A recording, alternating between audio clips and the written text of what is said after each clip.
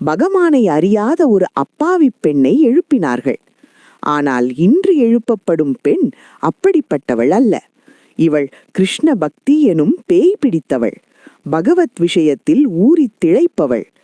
தனியாக பக்தி செய்வதை விட அடியார் கூட்டத்தோடு சேர்ந்து பக்தி செய்வதே சிறந்தது என்று நம் ஆண்டாள் இந்த பாசுரத்தில் உணர்த்துகிறார்.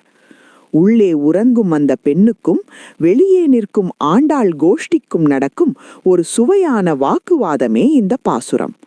வாருங்கள், கீசு கீசு என்று தொடங்கும் இந்த இனிய பாசுரத்திற்குள் நுழைவோம்.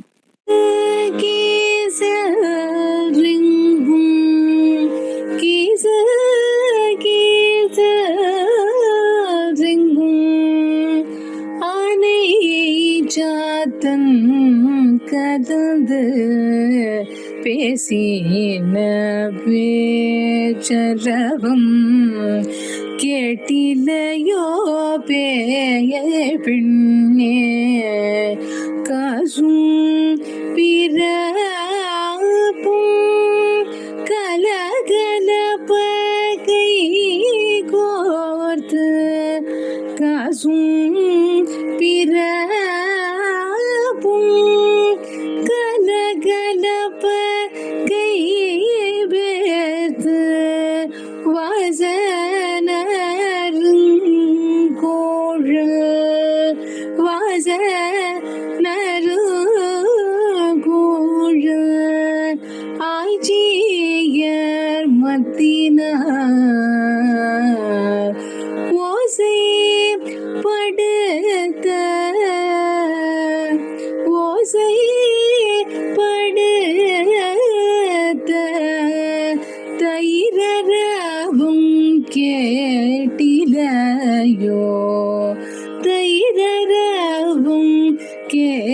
கேட்டிலையோ நாயக பிள்ளாய் நாயக பிள்ளாய் நாராயணன் மூர்த்தி கேசவனை பாடவோ கேசவனை பாடவும் நீ கேட்டே கிடத்தியோ நீ கேட்டே கிடத்தியோ தேசம் உடையாய் தேசம் உடையாய் திரவேலோரும் பவாய் திரவேலோரும் பவாய். இந்த இனிமையான பாடலின் பதவுரையை சுருக்கமாக பார்ப்போம். கீச்சு கீச்சு என்று எங்கும் எல்லா திசைகளிலும் கீச் கீச் என்று ஒலி எழுப்பிக் கொண்டு ஆனைச்சாத்தன் கலந்து பேசின பேச்சரவம், பரத்வாஜ பட்சிகள் அதாவது வலியன் குருவிகள் ஒன்றோடொன்று கலந்து பேசும் சத்தத்தை கேட்டிலையோ பேய்ப்பெண்ணே, பக்தி பித்துக்குழி பெண்ணே, காசும் பிறப்பும் கலகலப்ப, கழுத்தில் அணிந்த அச்சுத்தாலி ஆமைத்தாலி போன்ற ஆபரணங்கள் கலகலவென சத்தமிட, கைப்பேர்த்து கைகளை முன்னும் பின்னும் அசைத்து வாச நறுங்குழல் ஆய்ச்சியர், நறுமணம் மிக்க கூந்தலையுடைய இடைக்குலப் பெண்கள் மத்தினால் ஓசைப்படுத்த தைரரவம் கேட்டிலையோ, இன்னும் நீ கேட்கவில்லையா?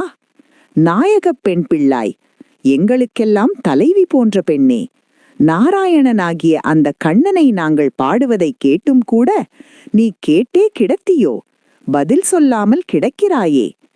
தேசமுடையாய், ஒளி பொருந்திய முகத்தையுடையவளே, திற கதவை திறப்பாயாக. இங்கே ஒரு சுவையான நாடகமே நடக்கிறது. வெளியே நிற்கும் பெண்கள் பொழுது விடிந்து விட்டது, எழுந்து வா என்கிறார்கள். உள்ளே படுத்திருக்கும் பெண் இன்னும் விடியவில்லை, நீங்கள் சும்மா சொல்கிறீர்கள் என்று சாதிக்கிறாள். ஆண்டாள் முதல் அடையாளத்தை சொல்கிறார். கீசு கீசென்று ஆனைச்சாத்தன் கலந்து பேசின பேச்சு அரவம். அதாவது பரத்வாஜ பறவைகள் விடியற்காலையில் ஒன்றோடொன்று பேசிக்கொள்கின்றனவாம். உள்ளே இருப்பவள் கேட்கிறாள், ஏதோ 1-2 பறவைகள் சத்தம் போட்டால் விடிந்ததாகி விடுமா? அதற்கு இவர்கள், ஒன்றிரண்டு அல்ல, எங்கும் சத்தம் கேட்கிறது. அவை இரவெல்லாம் பிரிந்திருந்து இப்போது கூடி பேசும் மகிழ்ச்சி பேச்சு இது என்கிறார்கள். அடுத்து கோகுலத்தின் மிக முக்கியமான அடையாளத்தை சொல்கிறார்கள். பெண்ணே, கோகுலத்தில் மற்ற பெண்கள் எழுந்து தயிர் கடைய ஆரம்பித்து விட்டார்கள். அந்த சத்தம் கேட்கவில்லையா? இங்கே தயிர் கடையும் பெண்களை ஆண்டாள் வர்ணிக்கும் அழகு அற்புதம். அவர்கள் தயிர் கடையும் போது கழுத்தில் அணிந்திருக்கும் காசு மாலையும் ஆமைத்தாலியும் பிறப்பு ஒன்றோடொன்று மோதி கலகல என்று சத்தம் போடுகிறதாம். கடினமான வேலையை செய்வதால் அவர்களின் கூந்தல் முடி அவிழ்ந்து பூக்களின் நறுமணம் வீடு முழுவதும் வீசுகிறதாம். இதைத்தான் வாச நறுங்குழல் ஆய்ச்சியர் என்கிறார் ஆண்டாள். இங்கே ஒரு ஐதீகம். பால் தயிர் விற்பது அவர்களின் தொழில். ஆனால் கண்ணன் பிறந்த பிறகு அதை குடிக்க வருவான் என்பதற்காகவே அவர்கள் ஆசையோடு தயிர் கடைகிறார்களாம். இந்த பாசுரத்தில் 2 முக்கியமான ஆச்சாரிய விஷயங்களை நாம் கவனிக்க வேண்டும். ஒன்று, பேய் பெண்ணே, நாயக பெண் பிள்ளாய். முதலில் அவளை பேய் பெண்ணே என்று திட்டுகிறார்கள். உடனே அவளை சமாதானப்படுத்த நாயக பெண் பிள்ளாய் என்று புகழ்கிறார்கள். ஏன் இந்த முரண்பாடு? பெரியவாச்சான் பிள்ளை போன்ற உரையாசிரியர்கள் சொல்கிறார்கள், காதலிலும் அன்பிலும் திட்டுவதும் புகழ்வதும் ஒன்றுதான். பாகவதர்களிடத்தில் உள்ள நெருக்கத்தினால் இப்படி உரிமையோடு அழைக்கிறார்கள். 2, கூடி வாழ்வதே பக்தி. ஆட்கொண்டவில்லி ஜீயர் ஐதீகம். நஞ்சீயர் எனும் ஆச்சாரியர் ஆட்கொண்டவில்லி ஜீயரை வணங்கிய போது, ஜீயர், எனக்கு இன்னும் உண்மையான பக்தி ருசி வரவில்லை என்றாராம். நஞ்சீயர் திகைத்து போனார். உங்களை போன்ற மகானுக்கா ருசி இல்லையா என்று கேட்க, ஜீயர் சொன்னார், ஒருவன் தனியாக சாப்பிட்டு மகிழ்வது ருசி அல்ல. பாகவதர்கள் சாப்பிடுவதை பார்த்து மகிழ்வதே உண்மையான ருசி. அது எனக்கு இன்னும் முழுமையாக வரவில்லையே. அதுபோல ஆண்டாள் தனியாக கண்ணனை அனுபவிக்க நினைக்கவில்லை. எல்லோரையும் எழுப்பி கூட்டமாக சென்று அனுபவிப்பதையே விரும்புகிறாள். இறுதியாக உள்ளே இருப்பவள் கேட்கிறாள், சரி, நான் ஏன் எழ வேண்டும்? அதற்கு ஆண்டாள், நாங்கள் கேசவனை பாடுகிறோம். கேசி எனும் அரக்கனை கொன்ற வீரனை பாடுகிறோம். நீயோ பக்தி மயக்கம் என்னும் தேஜசுடையவள், தேசமுடையவள். நீ உள்ளே படுத்திருந்தால் உன் முகம் இருண்டுவிடும். எங்களுடன் வந்து கண்ணனை பாடினால் உன் முகம் மேலும் பிரகாசிக்கும் என்கிறாள். மையக்கருத்து, நாம் கற்றுக்கொள்ள வேண்டியது இதுதான். பகவத் அனுபவம் என்பது தனித்து செய்வதல்ல, அடியார் கூட்டத்தோடு சேர்ந்து செய்வதே சிறப்பு. அதுவே கண்ணனுக்கு பிடிக்கும். இன்றைய நாள் உங்கள் அனைவருக்கும் அந்த நாயக பெண் பிள்ளாய் போல கிருஷ்ண அனுகிரகம் நிறைந்த நாளாக அமையட்டும். ஆண்டாள் திருவடிகளே சரணம்.